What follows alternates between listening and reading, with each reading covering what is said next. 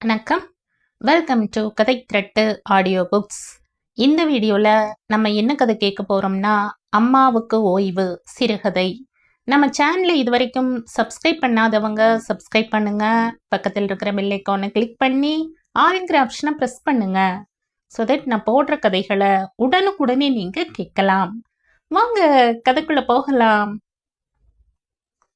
வழக்கம் போலவே லக்ஷ்மிக்கு காலை 4 மணிக்கெல்லாம் தூக்கம் கலைந்து விட்டது.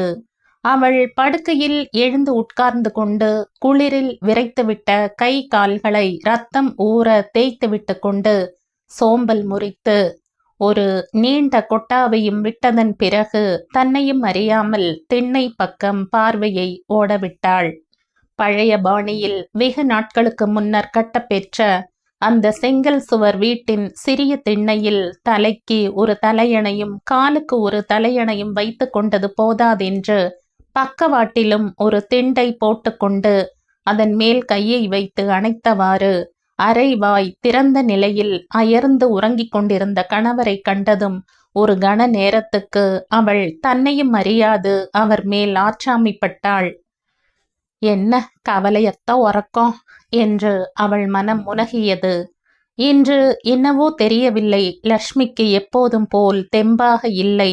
1/4 மணி நேரம் உடம்பை தேய்த்து விட்டு கொண்டதன் பிறகும் கை கால்களின் மரத்த நிலையில் இரத்த ஓட்டம் வழக்கம் போல் கணிசமாக ஏற்படவில்லை.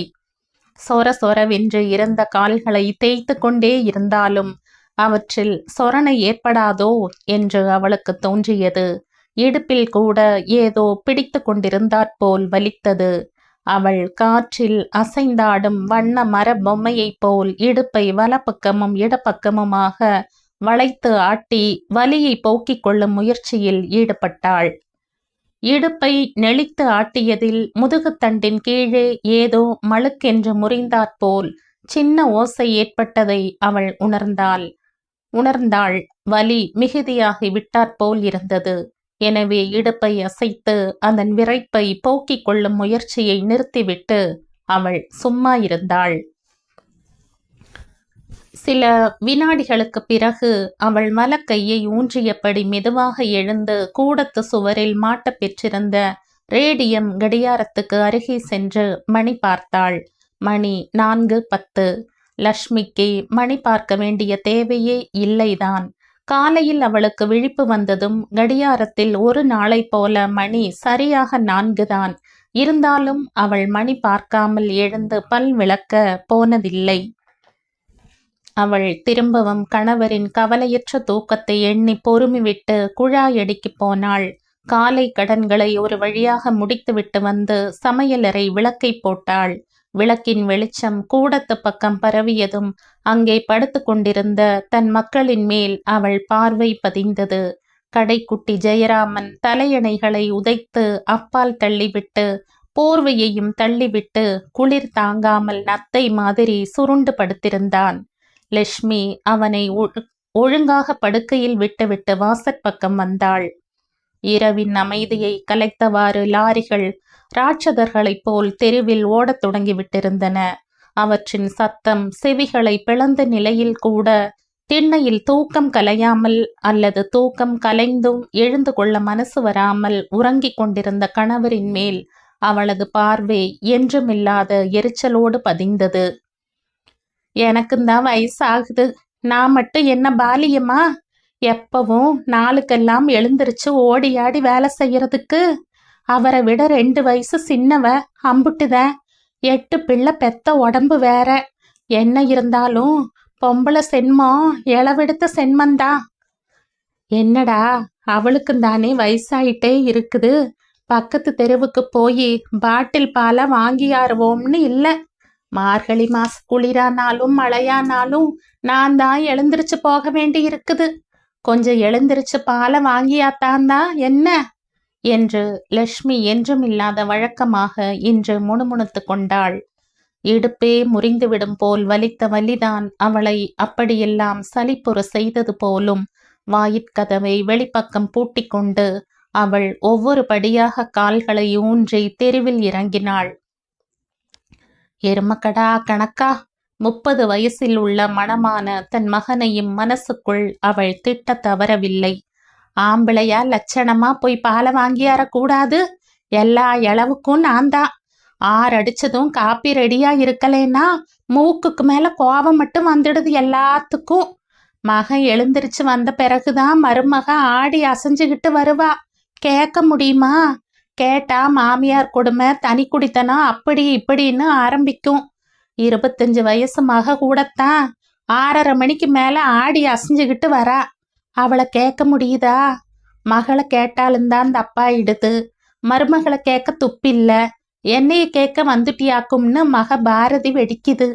உனக்கு மருமக கிட்ட பயம், அவளை கேட்க முடியாம என்னைய கேட்குறியாக்கும்னு வேற சத்தம் போடுது. மகளை கண்டிக்கிறது மருமக காதுல விழுந்துருச்சுன்னா நான் தொலைஞ்சேன். நான் ஏதோ ஜாடையா பேசுறதா மருமக கண்ணை கசக்கும். அந்த அளவுக்கு தான் நான் நம்முட்டியே அசைக்கிறதில்ல. தெருவில் இறங்கி நடக்க தொடங்கியதன் பிறகு சிறிது நேரம் வரையில் லக்ஷ்மிக்கு கால்கள் விளங்காமல் மரத்துத்தான் கிடந்தன. அவள் சுதாரித்து கொண்டு ஒவ்வொரு எட்டாக எடுத்து வைத்து கொண்டிருந்தாள். இடுப்பின் முறிவு வேறு அவளை வாட்டி எடுத்தது. யார்தான் எழுந்திருச்சு காப்பி போடுங்கன்னு படுக்கையிலேயே இருந்துகிட்டு பார்த்துருக்கலாம். யாருமே எழுந்திருக்காம இருந்தா தமாசா இருந்திருக்கும். வரிசையில் நின்று பால் பாட்டில்களை வாங்கி கொண்டு அவள் வீட்டுக்கு வந்து சேர்ந்த போது மணி 4:45 ஆகிவிட்டிருந்தது. காப்பிக்கு தண்ணீரை கொதிக்க வைத்துவிட்டு அவள் காய் நறுக்கலானாள். மூத்தவனுக்கு கத்திரிக்காய் பிடிக்காது. அதனால் அவனுக்கு மட்டும் 4 பெரிய உருளைக்கிழங்குகளை எடுத்து கறிக்கு நறுக்கினாள். மற்றவர்களுக்கெல்லாம் கத்திரிக்காய். ஃபில்டரில் காஃபி தூளை போட்டு கொதி நீரை கொட்டி மூடிய பிறகு அவள் குளிக்க வெந்நீர் போட்டுவிட்டு சமையலறை முற்றத்தில் கிடந்த பால் டம்ளர்களை எல்லாம் சாம்பல் போட்டு தேய்த்து கழுவ தொடங்கினாள். பால் குடிச்ச டம்ளருங்களங்கூட கழுவி வைக்கிறதில்ல. ஆளுக்கொன்னா எடுத்து முத்தத்துல போட்டுட்டு போயிடுறாங்க.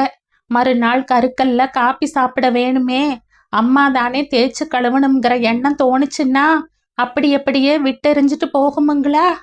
சை, என்ன பிள்ளைங்களோ! லக்ஷ்மி அழுத்து கொண்டே பாத்திரங்களை கழுவல் உற்றாள். இதுகாரும் அவள் யாரையும் மனதுள் திட்டியதில்லை. உடம்பில் இன்று என்னவோ தெம்பு குறைந்தாற்போல் இருக்கவே முணுமுணுப்பு வந்துவிட்டது.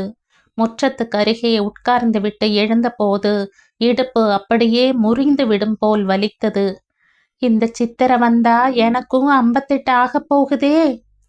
பாத்திரங்களை அடுப்பருகே வைத்ததன் பிறகு அவள் சமையலறையை பெருக்கிவிட்டு வெந்நீர் தவலையை எடுத்துக்கொண்டு குளிக்கப் போனாள். வெந்நீர் உடம்பில் பட்டதும் இதமாக இருந்தது. 10 நிமிடங்களில் குளித்துவிட்டு புடவையை சுற்றி கொண்டு அவள் காஃபி அடுப்பு அருகே வந்தாள். கொதித்து கொண்டிருந்த வெந்நீரை 2ஆம் தடவையாக ஃபில்டரில் ஊற்றிவிட்டு பாலை அடுப்பில் வைத்தாள். பின்னர் இன்னொரு அடுப்பை பற்ற வைத்து அதில் சமையலுக்கு உலை நீர் வைத்தாள். சரியாக 6 மணிக்கு கணவர் எழுந்து வந்ததும் அவருக்கு காஃபியை கலந்து கொடுத்துவிட்டு தானும் சாப்பிட்டாள். காஃபியை குடித்து முடித்ததும், லட்சுமி, ரொம்ப மெதுவா படியிறங்கி போனியே, காலில் ஏதாச்சும் சுளுக்கா என்று சிவசைலம் கேட்டதும் அவள் தலை நிமிர்ந்து கணவரை ஏறிட்டு பார்த்தாள். அப்படின்னா எனக்கு உடம்பு சுகமில்லைன்னு தெரிஞ்சுக்கிட்டே தான் ஒரு வார்த்தை கூட கேட்காம வேடிக்கை பார்த்துக்கிட்டே படுக்கையில கிடந்தீங்களா என்று கேட்க வேண்டும் போல் துருதுருத்த நாவை உள்ளிழுத்து கொண்டே லக்ஷ்மி தன் கசப்பை விழுங்க முயன்ற வண்ணம், ஆமா, இடுப்பு பிடிச்சுக்கிட்டு இருந்துச்சு, காலு வேற மரத்து போயிடுச்சு, உங்களை எழுப்பலாமான்னு கூட பார்த்தேன் பால் வாங்கியாரதுக்கு, பிறகு நானே சமாளிச்சுக்கிட்டு நடந்துட்டேன்.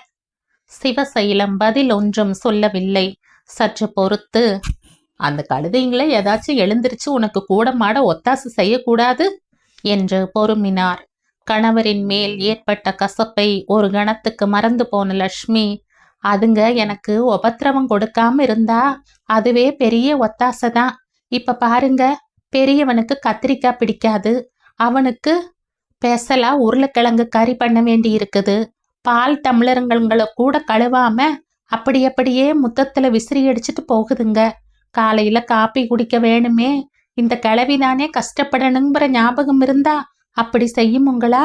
சொல்லுங்க, எனக்கும் வயசாகுதில்ல, என்னைக்கும் ஒரே மாதிரியாவா இருக்கும் உடம்பு. இதுங்களுக்கு 30 வயசானாலேயே தலை நரைச்சு மூப்பு வந்துடுது. நான் மட்டும் என்னைக்கும் குமரி பொன்னாட்டமா வேலை செய்ய முடியுமா என்று படபடத்தாள். சிவசைலம் ஒன்றுமே பேசாமல் எழுந்து அப்பால் நகர்ந்தார். லக்ஷ்மி ஜாடையாக தம்மையும் சேர்த்துத்தான் சாடினாள் என்பது அவருக்கு புரிந்தபோது அவர் அதற்காக வருத்தப்படவில்லை. காலையில் அவ ஒவ்வொரு காலா எடுத்து வச்சு மெதுவா நடந்ததை பார்த்த பிறகும் பால் வாங்கி வந்து நாமே கொடுக்கலாம்னு நமக்கு ஏன் தோணாம போயிடுச்சு என்று அவர் தமக்குள் அங்கலாய்த்து கொண்டார். அடுத்தாற்போல் தாம் அவள் இடத்தில் இருந்திருப்பின் அவள் அப்படி அசட்டையாக நடந்திருப்பாளா என்று எண்ணி பார்த்தபோது தாம் ஒரு மாற்று கம்மிதான் என்பது அவருக்கு விளங்கிற்று. அவர் தமக்குள் சிறுமையுற்றார். தாம் மனைவியை தடுத்து நிறுத்திவிட்டு பால் வாங்கி வர செல்லாமைக்கு என்ன காரணம் என்று யோசித்து பார்த்தபோது தமக்கு அலுப்பு ஒன்றும் இல்லை என்பதும் வெறும் சோம்பலே என்பதும் புரிந்தன. அவர் குற்ற உணர்வுடன் வாசலுக்கு சென்று உட்கார்ந்தார். சோறு கொதித்து கொண்டிருந்த போது மருமகள், மகன், மகள்கள், கடைக்குட்டி ஜெயராமன் எல்லாருமே ஒவ்வொருவராக எழுந்து வரலுற்றார்கள். அவர்கள் எல்லோருக்கும் ஒன்றாக காஃபி கலந்து கொடுக்க அவளை விடாமல் ஒவ்வொருவராக எழுந்து வந்தது லக்ஷ்மிக்கு எரிச்சலை உண்டாக்கிற்று. எத்தனை தடவைதான் காப்பி கலந்து கலந்து கொடுத்துட்டே இருக்கிறது, எல்லாருமா சேர்ந்து வந்தாத்தான் என்ன என்று அவள் தனக்குள் முனகினாள். மருமகள் வந்ததன் பிறகு தனக்கு விடியும் என்று அவள் எதிர்பார்த்திருந்தாள்தான். வீட்டு வேலைகள் எல்லாவற்றில் இருந்தும் முழு விடுதலையை அவள் எதிர்பாராவிடினும் ஓரளவுக்கேனும் தன் சுமைகள் குறையும் என்று அவள் எண்ணி மருமகளின் வரவை ஆவலுடன் எதிர்பார்த்திருந்தாள். ஆனால் மகனோ வேலை பார்க்கும் பெண்டாட்டிதான் வேண்டும் என்று கண்டிப்பாக சொல்லிவிட்டான். காலத்தின் நிலையை உத்தேசித்து அதுவும் சரிதான் என்று அவளுக்கு பட்டது. மகளும் வேலைக்கு போகிறாள். கடைக்குட்டி ஜெயராமனும் மற்ற பெண்களும் படித்து கொண்டிருக்கிறார்கள். மகளின் குடும்பமும் இனி பெருகும் என்கிற நிலையிலும் எத்தனை பேர் சம்பாதித்தாலும் பற்றாக்குறையிலேயே நாட்களை தள்ளும்படியான கால மாறுதலை எண்ணியும் அவள் மகனின் விருப்பத்தை ஏற்றாள். அலுவலகம் போகிற பெண்கள் வீட்டிலும் உழைக்க வேண்டும் என்பது என்ன நியாயம் என்றுதான் லக்ஷ்மிக்கு தோன்றியது. அதனால் அவள், குழந்தைங்க பாவம் ஆபீஸ்ல வேலை செஞ்சு போட்டு அலுத்து சலிச்சு வருதுங்க, அதுகளை நாம வேற வேலை வாங்க கூடாது என்கிற நல்லெண்ணத்துடன் இது காரும் பொறுமையாகத்தான் இருந்து வந்திருக்கிறாள். ஆனால் கடந்த ஓராண்டு காலமாக அவளால் முன்பு போல் முக்காமல் முனகாமல் சுறுசுறுப்பாக வேலைகளை செய்ய முடியவில்லை. குனிந்தால் நிமிர முடியவில்லை, நிமிர்ந்தால் குனிய முடியவில்லை என்கிற நிலை கொஞ்ச நாட்களாக அவளை வாட்டி எடுத்து கொண்டிருந்தது. ஆயினும் அவள் பல்லை கடித்து கொண்டு எப்போதும் போலவே எல்லா வேலைகளையும் ஒண்டியாக செய்து கொண்டு வந்தாள். இன்று என்னவோ தெரியவில்லை, அவளால் தனக்கு ஏற்பட்ட தள்ளாமைக்கு ஈடு கொடுக்க முடியவில்லை. 8:45 வழக்கம் போல் எல்லோரையும் சாப்பிட அழைத்தாள் லக்ஷ்மி. சாப்பிடுவதற்கு மட்டும் சரியாக 8:45 எல்லோரும் சேர்ந்து ஒன்றாக உட்கார்ந்து விட வேண்டும் என்பது அவளது கட்டளை. அதை மட்டும் எல்லோரும் ஒழுங்காக நிறைவேற்றி வந்தார்கள். மருமகள் இன்று சாப்பிட வரவில்லை. தனக்கு அலுவலகத்துக்கு சீக்கிரம் போக வேண்டும் என்று சொல்லிவிட்டு ஒரு குவளை மோரை மட்டும் குடித்துவிட்டு கிளம்பி சென்று விட்டாள். டிஃபன் ஆகியிருக்கவில்லை. அதை மகன் எடுத்து கொண்டு போய் கொடுப்பான். எல்லோரும் சாப்பிட வந்து அமர்ந்தார்கள். குழம்பு சோறு சாப்பிடுகையில், அம்மா அம்மா குடிக்க கொஞ்சம் தண்ணி கொடுங்களேன் என்றான் சின்னவன் ஜெயராமன். பக்கத்துல தண்ணி இல்லாம உன்னாலதான் சோறு திங்க முடியாதே, அப்படி இருக்கையில தண்ணி எடுத்து பக்கத்துல வச்சுக்கிடுறதுக்கு என்ன, என் கழுத்து யாரு என்ற லக்ஷ்மி ஒரு குவளையில் தண்ணீரை எடுத்து அவனிடம் கொடுத்தாள்.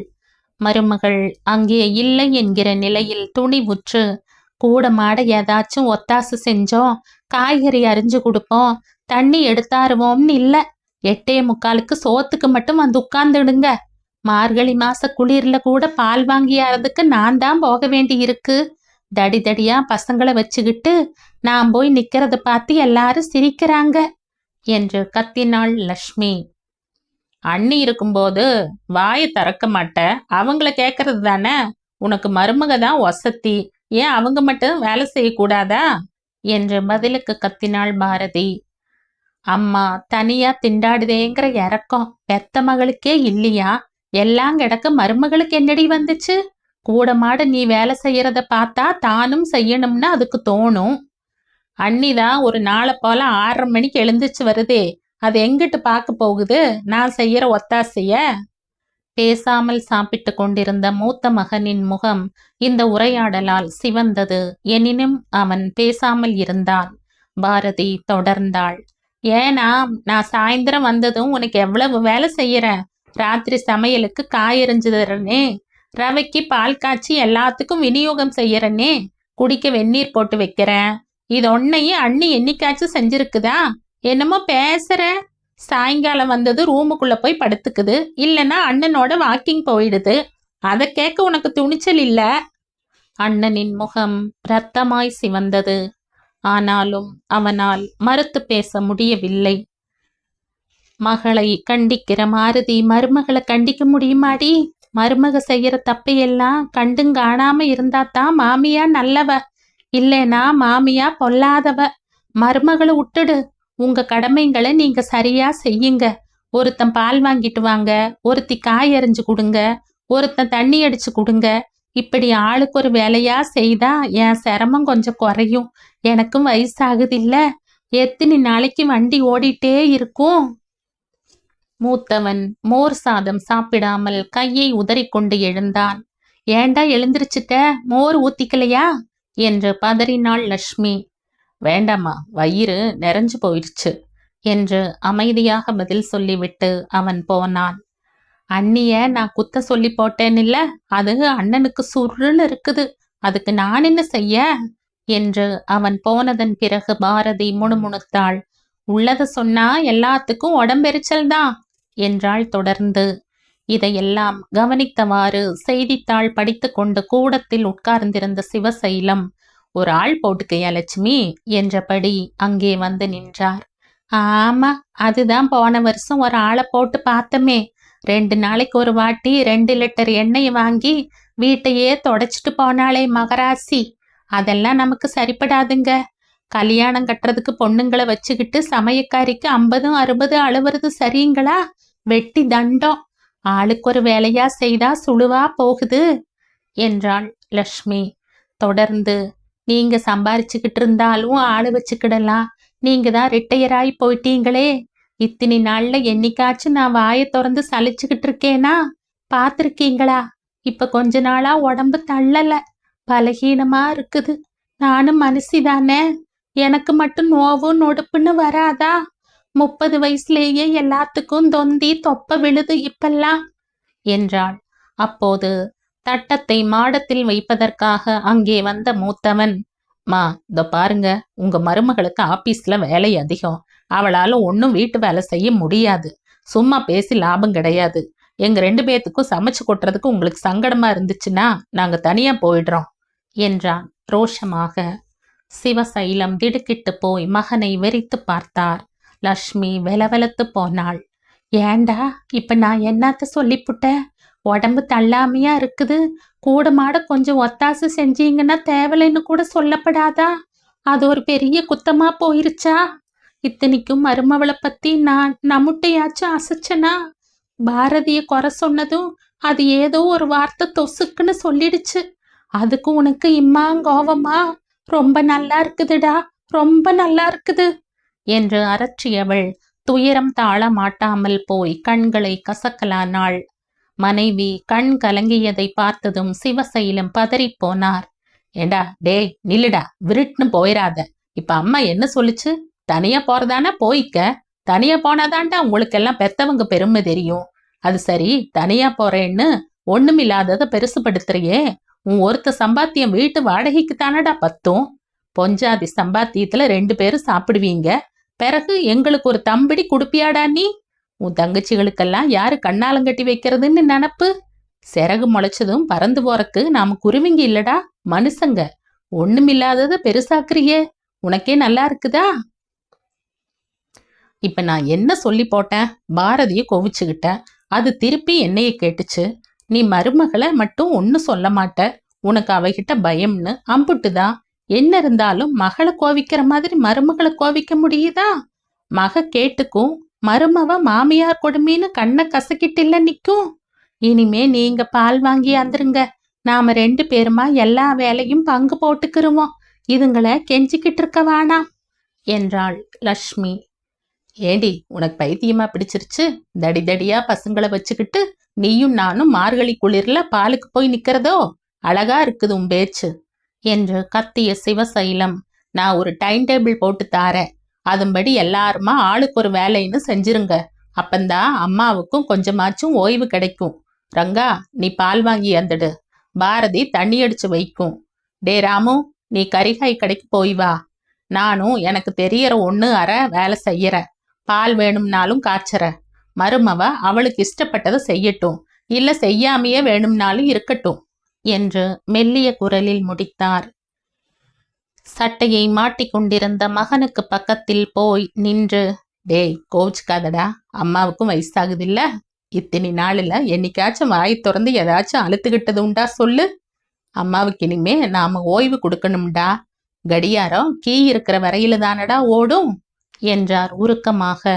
அவர் அவ்வாறு சொன்னபோது அவர் கண் இமைகள் ஈரம் கண்டன.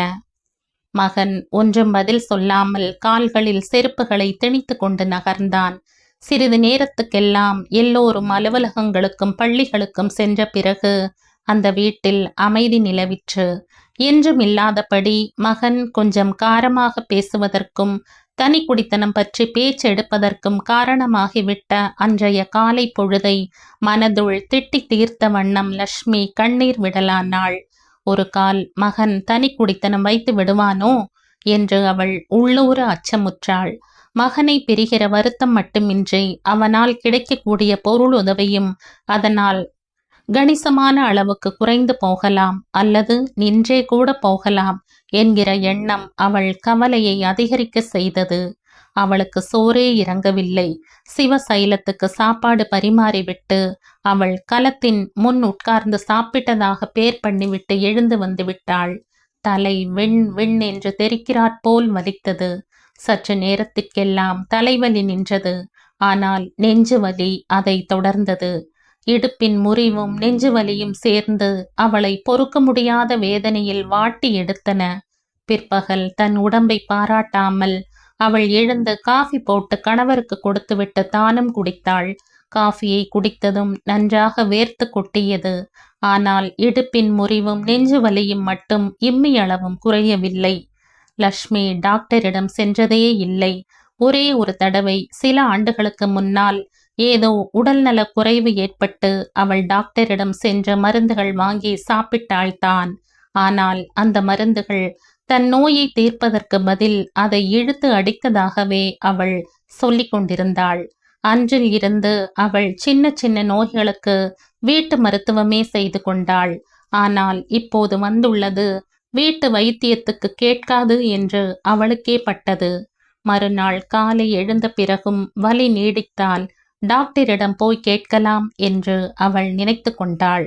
ஆனால் சிவசைலம் டாக்டரிடம் அன்று பிற்பகலே அவளை அழைத்து போவதாக சொன்னபோது அவள் செல்ல மறுத்துவிட்டாள். இன்னைக்கு ஒரு நாள் ரெஸ்ட் எடுத்துக்க லட்சுமி.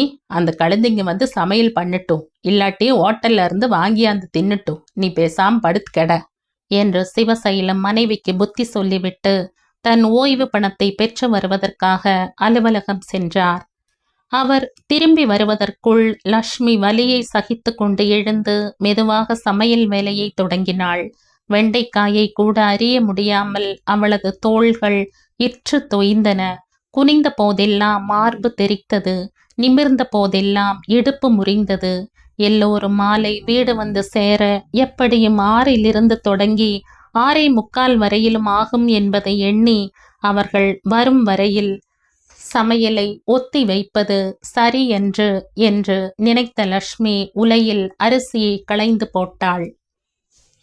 மூச்சை பிடித்து கொண்டு வெண்டைக்காய் கறியும் மிளகு ரசமும் வைத்துவிட்டு அவள் கூடத்துக்கு வந்து துணியை விரித்து மல்லாந்து படுத்து விட்டாள். முதுகு ரணமாக நொந்தது. இப்படியும் அப்படியுமாக உடம்பை புரட்டி கொண்டே இருந்தால் தேவலை போல் இருந்தது. அவ்வளவு வலி. மகனும் மருமகளுமாக முதலில் வந்தார்கள். அவர்கள் வீட்டுக்குள் நுழைந்ததும் எழுந்து காஃபி கலந்து கொடுத்துவிட்டு மறுபடியும் கூடத்துக்கு வந்து படுத்தாள். அதற்கு பிறகு மகள் பாரதி வந்தாள். நீயே காப்பியை கலந்து குடி என்று அவளுக்கு சொல்லிவிட்டாள் லட்சுமி. மற்றவர்கள் எல்லோரும் வீடு திரும்பியதும் அவர்களுக்கும் காஃபி கலந்து கொடுக்குமாறு பணித்துவிட்டு லட்சுமி கண்களை மூடி படுத்து கொண்டாள். கணவன் வீட்டுக்கு வந்ததில் இருந்து ஒரு நாள் ஓய்வு கூட இல்லாதுதான் அதுகாரும் உழைத்து வந்திருப்பதை அவள் எண்ணி பார்த்தாள். ஆண்களுக்கு இருக்கும் ரிட்டையர்மெண்ட் பெண்களுக்கு மட்டும் கிடையாதா என்று அவள் முதன்முறையாக எண்ணி பார்த்தாள். கீ இருக்கிற வரைக்கும் தானே கடியாரம் ஓடும் என்ற கணவரின் சொற்கள் அவளுக்கு ஞாபகம் வந்தன. பாரதி அலுவலகத்தில் பென்சில் சீவுகையில் கை விரலில் காயம் பட்டு விட்டதால் தன்னால் இரவு சாப்பாட்டை பரிமாற முடியாது என்று அண்ணியின் எதிரில் அறிவித்தாள். அண்ணி ஒன்றும் சொல்லவில்லை. ஆனால் சாப்பாட்டு நேரத்துக்கு அவள் எழுந்து பரிமாற வரவில்லை. அறைக்குள் நுழைந்து தலைவலி என்று படுத்துவிட்டாள். பாரதி தன்னை மாட்டி வைப்பதாக அவளுக்கு எண்ணம் என்பது லட்சுமிக்கு நன்றாக விளங்கியது. எனவே அவள் தானே எழுந்து எல்லோரையும் உட்கார வைத்து பரிமாறினாள். பசிக்கவில்லை என்று தட்டி கழிக்க பார்த்த மருமகளையும் வலுக்கட்டாயமாக கூப்பிட்டு சாப்பிட வைத்தாள். 9 மணி வாக்கில் ஏதோ 2 பருக்கை குறித்துவிட்டு அவள் படுத்தாள். உடல் அசதியால் அவளுக்கு நல்ல தூக்கம் வந்தாலும் அவ்வப்போது திடுக்கென்று விழித்து கொண்டாள். அப்படி விழித்து கொண்ட போதெல்லாம் நெஞ்சு வலியால் அவள் துடித்தாள். தண்ணீர் குடித்தால் தேவலை போல் இருந்தது. ஆனால் மூச்சு அடைத்ததால் குரல் எழும்பவில்லை. ஆயினும் சமாளித்து கொண்டு என்னங்க என்னங்க கொஞ்சம் தண்ணி குடுக்கிறீங்களா என்று அவள் 2 தடவைகள் குரல் கொடுத்தாள். அவளது குரலுக்கு பதிலாய் கிடைத்தது சிவசைலத்தின் குரட்டை ஒலிதான். அயர்ந்து தூங்கிக் கொண்டிருந்த மற்றவர்களை எழுப்ப அவளுக்கு மனமில்லை. தவிர அவர்கள் 2ஆங்கட்டில் படுத்திருந்ததால் அவளால் அவர்கள் காதுக்கு எட்டும் அளவுக்கு குரல் எழுப்ப முடியாது. எனவே அவள் 2-3 முறைகள் கணவனை அழைத்துவிட்டு அலுத்து போய் கண்களை மூடி படுத்தாள். தானே எழுந்து போய் கணவருக்காக தான் இரவில் எடுத்து வைத்துள்ள தண்ணீரை அவருக்கு பக்கத்தில் இருந்த செம்பிலிருந்து எடுத்து பருகலாம் என்றாலோ கையை காலை அசைக்க முடியவில்லை. அவள் சிறிது நேரம் தாகத்துடன் போராடிவிட்டு கண்களை மூடினாள். மனைவி கண்களை மூடியதன் பிறகு சிறிது பொழுதுக்கெல்லாம் கண் விழித்த சிவசைலம் லட்சுமி தனக்காக எடுத்து வைத்திருந்த தண்ணீரை பருகி கொல்லைப்புறமும் போய்விட்டு வந்து படுத்தார். படுக்கும் முன் மனைவியின் தலைமாட்டில் நின்று சற்று நேரம் அவளையே கண் கொட்டாமல் பார்த்தார். என்ன அலுப்பு, பொணம் மாதிரி தூங்குதே என்று தமக்குள் நினைத்து அவளுக்காக இறக்கப்பட்ட அவர் இமையோரங்களில் வழிந்த கண்ணீரை துடைத்தவாறு வந்து படுத்தார். வெகு நேரம் தூங்காமல் இருந்துவிட்டு பாட்டில் பால் வாங்கி வருவதற்குரிய நேரத்தில் அவர் கண்ணயர்ந்தார். சுமார் 6 மணிக்கு அவர் கண் விழித்த போது வீட்டில் விளக்கு எரியவில்லை என்பதையும் சமையல் கட்டில் பாத்திரங்களின் ஓசை கேட்கவில்லை என்பதையும் கண்டார். அவர் உள் ஓர் அச்சம் புகுந்து உடம்பிலும் ஆட்டம் கண்டது. அவர் பதற்றத்துடன் எழுந்து கூடத்துக்கு வந்தார். லட்சுமி தூங்கிக் கொண்டிருந்தாள். அது வெறுந்தூக்கமாக இராது என்று எதனாலோ அவருக்கு பட்டுவிட்டதால், ஏ பாரதி, டே ரங்கா, எல்லாரும் எழுந்திருச்சு வாங்கடா, அம்மாவை வந்து பாருங்க என்று சின்ன பிள்ளையை போல கூக்குரலிட்டார். லட்சுமியின் இதயம் இயங்கவில்லை என்பதையும் கை கால்கள் சில்லிட்டு விட்டதையும் கண்ட அவர் அவள் முடிவற்ற ஓய்வை பெற்றுவிட்டாள் என்பதை உணர்ந்து சிறு குழந்தை மாதிரி அழுதார். அந்த தள்ளாமையிலும் கணவருக்கு வழக்கம் போல செம்பில் குடிநீர் எடுத்து வைத்த லட்சுமி தன் இறுதி மூச்சு பிரியும் வேளையில் குடிக்க ஒரு வாய் தண்ணீர் கொடுப்பதற்கு கூட யாரும் இல்லாமல் தாகத்துடன் போராடி செத்தாள் என்பதை அறியாத சிவசைலம் கேவி கேவி அழுதார்.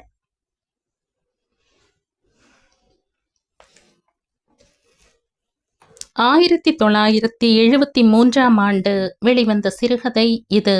இந்த கதை உங்களுக்கு பிடிச்சிருந்தா லைக் பண்ணுங்க, ஷேர் பண்ணுங்க, சப்ஸ்கிரைப் பண்ணுங்க.